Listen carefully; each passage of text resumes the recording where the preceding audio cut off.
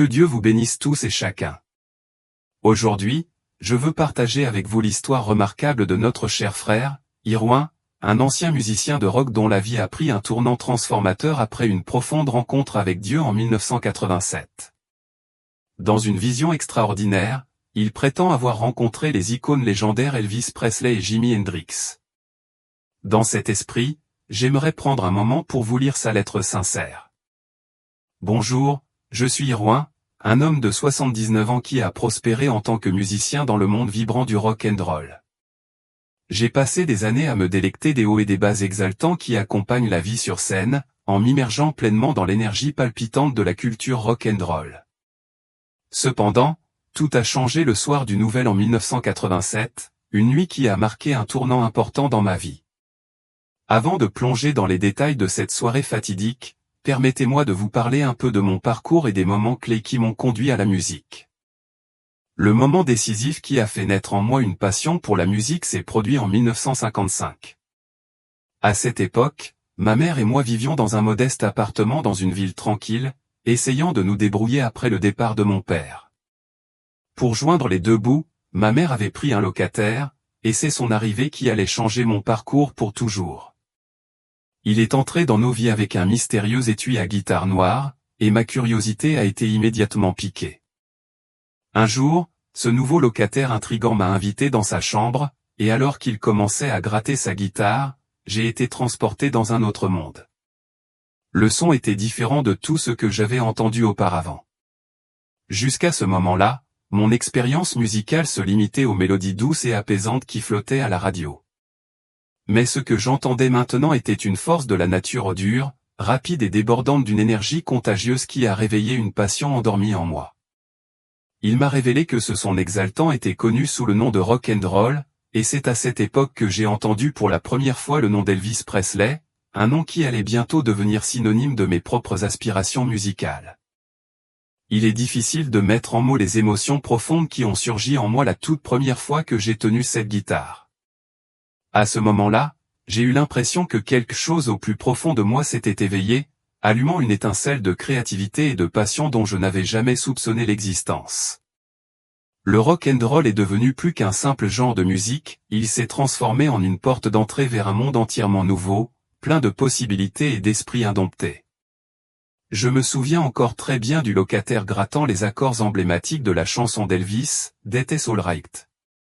Le rythme contagieux et l'énergie brute de cette mélodie se sont gravés dans ma mémoire, laissant une marque indélébile dans mon âme. L'excitation et le sentiment de liberté qui émanait de cette chanson m'ont captivé, allumant un feu que je ne pouvais ignorer. Finalement, le destin m'a souri et je suis devenu l'heureux propriétaire de cette guitare. Lorsque notre locataire a décidé de quitter la ville, il a gracieusement proposé de me la vendre. Avec détermination et un peu d'aide de ma mère, j'ai réussi à réunir les maigres fonds dont je disposais et à acheter l'instrument qui allait changer ma vie pour toujours. À partir de ce moment crucial, je me suis immergé dans la musique d'Elvis Presley, absorbant sa voix, son attitude intrépide et le sentiment de liberté qu'il incarnait. J'étais résolu à l'imiter, à canaliser ce même esprit dans ma propre vie et dans ma musique. Au fil des années, j'ai tracé mon chemin avec diligence dans le monde de la musique et, en peu de temps, mon nom a commencé à être reconnu. Je me souviens avec tendresse de l'excitation exaltante de la performance, culminant avec un seul concert où j'ai gagné la somme astronomique de $115 000. Je vivais au sommet de l'indulgence, entouré par l'attrait enivrant de la célébrité. Les nuits se succédaient, remplies de fêtes endiablées, de boissons à n'en plus finir et de réveils à côté d'étrangers qui étaient aussi perdus dans l'instant présent que moi. Mais comme c'est souvent le cas avec un mode de vie aussi effréné, cela ne pouvait pas durer éternellement. En 1987, je me suis retrouvé en train de vivre l'un des moments les plus sombres de ma vie. À l'approche du réveillon du Nouvel An, mes amis et moi étions déterminés à le célébrer d'une manière qui repousserait toutes les limites imaginables. Lorsque l'horloge a sonné minuit, notre table était ensevelie sous une avalanche de bouteilles d'alcool et les pilules s'élevaient comme une montagne d'excès. Alors que la brume de la nuit commençait à se dissiper, un sentiment inquiétant s'est installé en moi. Je ne pouvais pas me débarrasser de la sensation obsédante que je ne survivrais peut-être pas à la nuit. Mon corps était battu et usé, et mon esprit dérivait bien au-delà des limites de la réalité. Au fond de moi, une voix glaciale m'a murmuré, « Cette fois, tu ne reviendras pas. » Tout autour de moi s'est estompé, puis a plongé dans l'obscurité. J'avais l'impression que mon esprit avait coupé sa connexion avec mon corps, dérivant sans but dans un vide sans fin. Dans ce silence glacial, ma vie entière a commencé à défiler devant moi comme une bobine de film jouée à l'envers. Les années folles passées sur scène défilaient vivement dans mon esprit, les fêtes bruyantes, les verres que je buvais avec ambition fervente, les visages que j'avais oubliés depuis longtemps et les êtres chers que j'avais repoussés. Chaque instant refait surface dans cette obscurité vide, me hantant avec des rappels de ce que j'avais perdu. Quand j'ai enfin ouvert les yeux, je me suis retrouvé transporté au moment où j'ai goûté pour la première fois au poison de la célébrité et suis monté sur scène. J'étais à nouveau jeune, mon visage illuminé d'excitation et d'enthousiasme brut, ma guitare serrée fermement dans mes mains moites tandis que mon cœur battait à tout rompre d'impatience. Mais alors que les applaudissements tonitruants se multipliaient autour de moi, un changement s'est produit en moi. Des acclamations et des cris ont rempli l'air, mais au milieu de l'euphorie, un sentiment étrange a commencé à bouillonner en moi. Soudain, je n'étais plus ce jeune musicien enthousiaste, je me suis retrouvé sur une scène complètement différente, maintenant détaché des projecteurs, signant des autographes au milieu d'une mer de fans. Mon visage portait les marques de la fatigue, et je me suis rendu compte que j'étais devenu indifférent aux gens qui m'entouraient. J'avais commencé à croire que j'étais si important que l'intérêt sincère pour les autres n'était plus nécessaire. Ils étaient devenus de simples figurants dans la grande production de ma vie. Au milieu de ce tourbillon, il y avait une fille que j'avais profondément aimée, quelqu'un que je pensais ne jamais pouvoir oublier. Elle apportait un sentiment de paix à mon monde chaotique, et avec elle, j'ai connu la sécurité et l'amour que j'avais cherché en vain ailleurs. Nous avions pris notre avenir au sérieux, discuté de mariage et de la vie que nous rêvions de construire ensemble. Pourtant, alors que l'éclat de la célébrité commençait à éclipser nos rêves communs, je l'ai laissé filer entre mes doigts. Je l'ai trompée, et finalement, elle m'a quitté, le cœur brisé. Malgré son soutien indéfectible et sa patience, m'attendant les bras ouverts, je l'ai perdue de vue au milieu des lumières aveuglantes de la scène et du rugissement euphorique des applaudissements. Je l'ai négligée, trahissant sa confiance, pris dans la brume des soirées tardives et le frisson enivrant de l'adoration d'inconnus. Pas une seule fois je ne me suis arrêté pour penser qu'elle attendait peut-être un appel, désirait ardemment un message, restait souvent assise seule pendant des jours, espérant un signe d'affection de ma part. Je ne l'ai pas trahi par amour, mais plutôt par une impulsion passagère, emportée par l'attrait séduisant de la célébrité qui promettait tout mais n'apportait rien de vraiment précieux. Soudain, je me suis retrouvé sur une autre scène, mais cette fois, je n'étais plus le jeune homme dynamique et passionné que j'étais autrefois. J'étais devenu quelqu'un que je pouvais à peine reconnaître, une version fatiguée, épuisée et spirituellement creuse de moi-même. L'énergie créatrice sans limite qui avait autrefois alimenté mon âme avait été remplacée par une paresse profondément ancrée, une dépendance et une quête désespérée d'engourdissement pour échapper au vide accablant en moi, ne serait-ce que pour quelques heures fugaces. Finalement, je me suis effondré dans un coin sombre, complètement vidé et détaché de la vie trépidante qui avait autrefois rempli mes journées. Que Dieu vous bénisse tous. Aujourd'hui, je souhaite partager avec vous l'histoire incroyable de notre frère Irwin, un ancien musicien de rock qui a connu un profond changement de cœur et s'est tourné vers Dieu après une vision qui a changé sa vie en 1987. Dans cette vision extraordinaire, il affirme avoir rencontré les personnages légendaires Elvis Presley et Jimi Hendrix. Sur ce, j'aimerais vous lire sa lettre sincère. Je suis Irwin, un homme de 79 ans qui a autrefois prospéré dans le monde de la musique. Ma vie tournait autour de la scène et je me suis complètement immergé dans la culture exaltante du rock and roll jusqu'à ce réveillon fatidique de 1987. Mais avant de me plonger dans les événements de cette nuit-là, permettez-moi de vous parler un peu de ma vie et des expériences qui m'ont mis sur la voie de la musique. Le moment charnière qui a changé le cours de ma vie s'est produit en 1955. À cette époque, ma mère et moi vivions dans un modeste appartement dans une ville tranquille. Mon père nous avait quittés et, pour joindre les deux bouts, ma mère avait décidé de louer une chambre dans notre maison. Cette année-là, un nouveau locataire a emménagé, emportant avec lui un mystérieux étui à guitare noire qui a immédiatement éveillé ma curiosité. Un jour fatidique, il m'a invité dans sa chambre et, lorsqu'il a commencé à jouer de la guitare, j'ai été complètement captivé. Je n'avais jamais rien entendu de tel auparavant. Jusqu'à ce moment-là, mon exposition musicale s'était limitée aux mélodies douces et suaves de la radio, mais cette musique était quelque chose de complètement différent, dur, rapide et imprégné d'un feu qui éveillait quelque chose de profond en moi. Il m'a expliqué que ce son exaltant s'appelait le rock and roll, et c'est lors de cette rencontre que j'ai entendu pour la première fois le nom d'Elvis Presley. Il est difficile d'exprimer les sentiments qui m'ont envahi lorsque j'ai tenu cette guitare pour la première fois. C'était comme si quelque chose avait pris vie en moi, allumant une passion dont j'ignorais l'existence. Le rock and roll n'était plus seulement de la musique, c'était de la musique. Elle est devenue une porte d'entrée vers un monde entièrement nouveau, plein de possibilités et d'esprits indomptés. Lorsque le locataire a joué la chanson d'Elvis, That Is All Right, elle s'est gravée dans ma mémoire une tapisserie vivante d'énergie, d'excitation et de sentiments exaltants de liberté qui imprégnaient chaque note. J'étais complètement captivé. Il n'a pas fallu longtemps avant que je devienne l'heureux propriétaire de cette guitare. Lorsque notre locataire a annoncé son intention de quitter la ville, il a gracieusement proposé de me la vendre. Avec un mélange de détermination et de désespoir, j'ai rassemblé tout l'argent que j'ai pu rassembler auprès de ma mère et j'ai fait l'achat. C'est à ce moment-là que j'ai vraiment embrassé la musique, c'était la première fois que je ressentais la puissance brute de la voix d'Elvis, son incarnation de la liberté et son esprit audacieux. À partir de ce jour, j'étais résolu à l'imiter. Au fil des années, j'ai diligemment tracé mon propre chemin dans l'industrie de la musique. Mon nom a commencé à circuler dans le milieu et je me souviens de la sensation exaltante de gagner 115 000 $ pour un seul concert.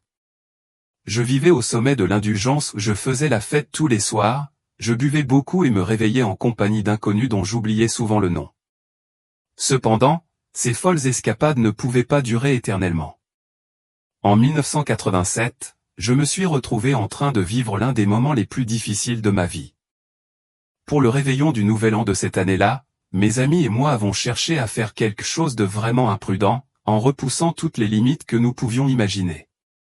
Aux premières heures du matin, les tables étaient jonchées de bouteilles d'alcool et une pile imposante de pilules se dressait au centre. Alors que la brume de la nuit commençait à se dissiper, une prise de conscience troublante m'a envahi d'un sentiment inquiétant que je ne survivrais peut-être pas à la nuit. Mon corps était épuisé, n'était plus qu'une simple coquille de lui-même, et mon esprit avait dérivé bien au-delà du domaine de la réalité. C'est alors qu'une voix glaciale résonna en moi, me murmurant, cette fois, tu ne reviendras pas. En un instant, tout est devenu flou, puis l'obscurité m'a enveloppé. J'avais l'impression que mon esprit s'était complètement détaché de mon corps, dérivant sans but dans le vide. Soudain, toute ma vie a commencé à se dérouler devant moi comme une bobine de film surréaliste. Les années folles passées sur scène ont défilé dans mon esprit avec vivacité, les boissons enivrantes que j'avais avalées dans une frénésie d'ambition, les visages d'amis et de proches que j'avais depuis longtemps oubliés, et les personnes que j'avais involontairement repoussées. Tout cela m'est revenu dans une vague obsédante, m'enveloppant dans cette obscurité vide. Lorsque j'ai ouvert les yeux, je me suis retrouvé transporté à ce moment fatidique où j'ai succombé pour la première fois au poison de la célébrité et suis monté sur scène. J'étais à nouveau jeune, mon visage rayonnant d'excitation et d'enthousiasme brut, serrant ma guitare avec des mains tremblantes et moites tandis que mon cœur battait à tout rompre d'impatience. L'adrénaline m'a parcouru et, tandis que les applaudissements crescendo autour de moi, un changement a commencé à se produire dans mon âme. Les acclamations et les cris de la foule, autrefois enivrants et exaltants, se sont transformés en quelque chose de plus complexe, une étrange sensation qui a commencé à me nouer l'estomac. En un instant, je fus propulsé sur une autre scène, une scène où les projecteurs s'étaient atténués et le glamour s'était estompé. Maintenant, je signais des autographes au milieu d'une foule de fans, mais mon visage était fatigué, marqué par le poids de l'épuisement. Je me suis rendu compte que j'étais devenu indifférent aux personnes même qui m'avaient autrefois adoré. J'étais devenu si fasciné par ma propre importance que je ne ressentais plus le besoin de me connecter véritablement à qui que ce soit. La foule, autrefois source d'énergie et d'inspiration, me semblaient désormais n'être que de simples figurants dans le grand spectacle de ma vie. Au milieu de ce tourbillon de superficialité, il y avait une fille que j'avais profondément aimée, quelqu'un que je croyais ne jamais pouvoir oublier. Elle avait apporté un sentiment de paix à mon existence chaotique, remplissant mon cœur de sécurité et d'amour que j'avais désespérément recherché mais que je n'avais jamais pu trouver ailleurs. Nous étions sérieux, nous avons parlé de mariage et avons envisagé un avenir ensemble. Pourtant, alors que les lumières éblouissantes de la célébrité brillaient, je l'ai laissé disparaître à l'arrière-plan de ma vie. J'ai trahi sa confiance, m'éloignant de l'amour que nous avions construit.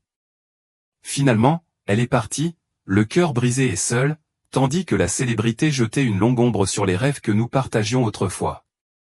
Malgré tout, elle m'a attendu encore et encore, se tenant à mes côtés, espérant mon retour. Mais sous les lumières éblouissantes de la scène, entouré d'applaudissements assourdissants et d'un défilé de nouveaux visages, je me suis perdu dans le chaos. Je l'ai négligé, aveugle à son amour inébranlable, et dans ma poursuite du frisson éphémère que m'offrait la célébrité, j'ai abandonné ma loyauté et le lien que nous avions forgé. Dans la brume des fêtes nocturnes alimentées par le frisson de l'adoration, j'ai oublié de considérer le vide qui se cachait sous mes choix imprudents. Je n'ai jamais pensé une seule fois aux innombrables nuits qu'elle a passées à attendre un appel, à désirer un message qui pourrait ne jamais arriver. Mes infidélités ne sont pas nées de l'amour, mais plutôt d'un coup de tête, emporté par l'attrait enivrant de la célébrité à un appel de sirène qui m'a finalement éloigné de la personne que j'étais autrefois et de l'amour que j'avais mis de côté. Soudain, je me suis retrouvé sur une autre scène, mais cette fois, je n'étais plus ce jeune homme passionné, débordant de rêves et d'aspirations. J'étais devenu quelqu'un d'autre, une silhouette méconnaissable, une coquille fatiguée et usée de moi-même. Là où il y avait autrefois une énergie créatrice et un enthousiasme sans bornes, il ne restait que la paresse, la dépendance et la recherche désespérée de l'engourdissement, tout cela dans une tentative d'échapper au vide profond qui rongeait mon âme. Je me suis effondré dans un coin sombre, complètement vidé et détaché de la vie vibrante que j'avais connue autrefois. Dans ma quête incessante de gloire et de reconnaissance, j'ai trahi ceux qui m'aimaient, brisé des cœurs et fini par considérer ceux qui se souciaient de moi comme de simples plaisirs éphémères, des distractions temporaires destinées à combler un vide. L'attrait enivrant de la célébrité m'enveloppait comme un linceul, me remplissant d'un dangereux mélange d'arrogance et de cupidité. Avec un gros soupir, je me couvris le visage de mes mains, le poids de mes choix pesant sur moi. Chaque nuit, me réveiller aux côtés d'une femme différente ne faisait qu'accentuer mon sentiment de vide. Je cherchais la paix éternelle dans les extases fugaces de la passion et de l'adoration, mais je ne la trouvais jamais. J'étais incapable d'offrir à quiconque le véritable amour, au lieu de cela, je les consumais de désir, laissant derrière moi une traînée de débris. Je n'aimais pas ces femmes, je les utilisais, les considérant comme des satisfactions temporaires pour mes envies insatiables. Ce faisant, je me trahissais, en poursuivant des plaisirs éphémères qui rongeaient mon âme. Elvis resta silencieux un instant, le regard fixé sur l'obscurité devant lui comme s'il luttait pour supporter le poids de sa confession. L'air autour de lui était lourd de regrets. Après avoir pris une profonde inspiration, il continua, « Je me souviens de ces moments sur scène où des milliers de personnes scandaient mon nom. Le souvenir était vif, les fans hurlaient, leur voix s'élevait en un chœur d'admiration.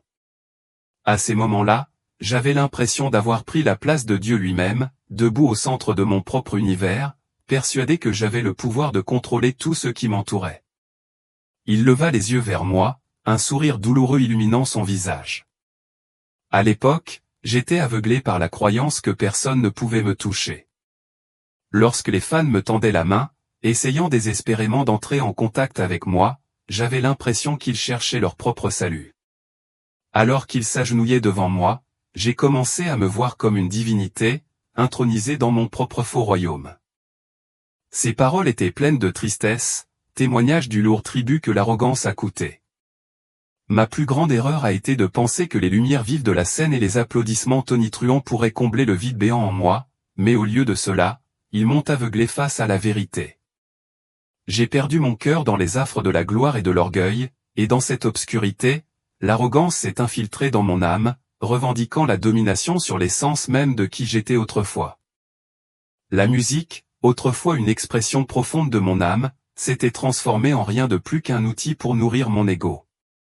Plus je me sentais supérieur sur cette scène, me prélassant dans l'adoration de mes fans, plus je m'éloignais du chemin divin que Dieu avait tracé pour moi. Il tenait sa tête entre ses mains comme si le simple fait de se remémorer ses erreurs passées lui causait une profonde douleur. Maintenant, dans ce moment de réflexion, je vois les conséquences brutales de mon arrogance. Mon faux sentiment de divinité et d'orgueil m'avait conduit dans cette obscurité étouffante. J'avais l'impression que le vrai Dieu m'avait abandonné, tout cela parce que je lui avais tourné le dos et que je m'étais bêtement placé sur son trône. Son visage portait le poids d'un profond regret, un miroir reflétant la tourmente de son cœur. Si l'arrogance est le plus grand piège de l'homme, alors j'y étais tombé, pas à pas. J'avais saisi l'exaltation qui n'appartient qu'à Dieu, poussant les gens à m'adorer et les poussant à oublier la lumière directrice de leur Créateur. À présent, cette même arrogance me tourmentait quotidiennement, me rappelant sans relâche l'homme que j'étais autrefois et l'âme que j'avais sacrifiée. Je savais que je ne retrouverais jamais ce même pouvoir creux. Lorsque j'ouvris enfin les yeux, la scène qui se présentait à moi me frappa comme un éclair, ma famille se rassembla à mon chevet, leurs visages gravés d'inquiétude et d'étonnement. J'étais dans une chambre d'hôpital, désorienté et confus, incapable de me rappeler comment j'étais arrivé dans un tel endroit. Le médecin, avec une expression sombre, m'expliqua que j'étais dans le coma depuis des jours, au bord de la vie ou de la mort à cause d'une overdose. L'expérience que j'avais endurée laissa une marque si profonde sur mon corps et mon âme que je m'émerveillais de mon existence même. Au plus profond de cette obscurité, j'ai rencontré des personnages comme Jimmy et Elvis, dont les esprits me hantent dans un royaume de désespoir qui ressemblait à l'enfer lui-même. Le souvenir de cette obscurité sans fin était gravé dans mon esprit, un rappel des profondeurs dans lesquelles j'étais tombé. Quelques jours plus tard, un ami m'a rendu visite à l'hôpital pour m'annoncer une nouvelle dévastatrice, l'un de nos compagnons de cette nuit fatidique avait succombé à une overdose. Ces mots m'ont frappé comme une gifle. Ayant moi-même dansé si près de la mort, la prise de conscience d'avoir retrouvé la vie tout en perdant un ami pesait lourdement sur mon cœur. À cet instant, la clarté m'a envahi, sans cette expérience déchirante, j'aurais pu être plongé dans l'obscurité éternelle à ses côtés. J'ai passé d'innombrables jours allongés dans ce lit d'hôpital stérile, repassant chaque fragment de ce que j'avais vu et ressenti pendant ce temps dans ce vide. Même les yeux fermés, je pouvais clairement imaginer le regard vide de Jimmy et le visage d'Elvis, marqué par un profond regret.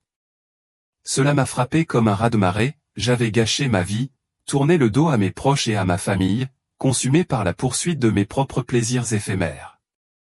Aucun mot ne saurait exprimer à quel point j'étais désolé, j'avais compris que j'avais abandonné ce qui comptait vraiment pour des éloges creux et une célébrité vide de sens. La première chose que j'ai faite après avoir quitté l'hôpital a été de rechercher ma famille.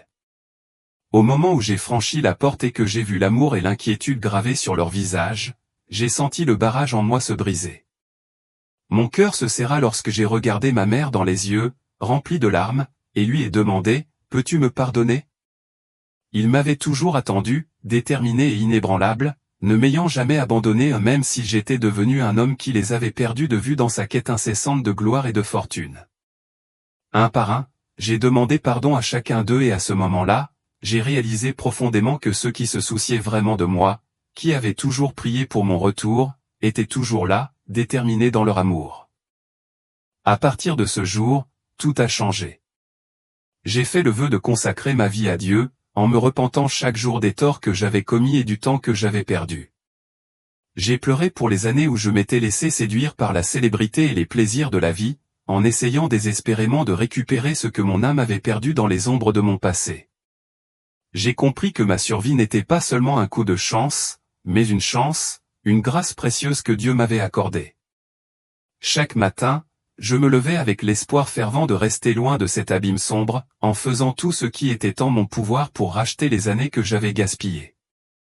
J'ai réalisé que la rédemption est un voyage, pas une destination.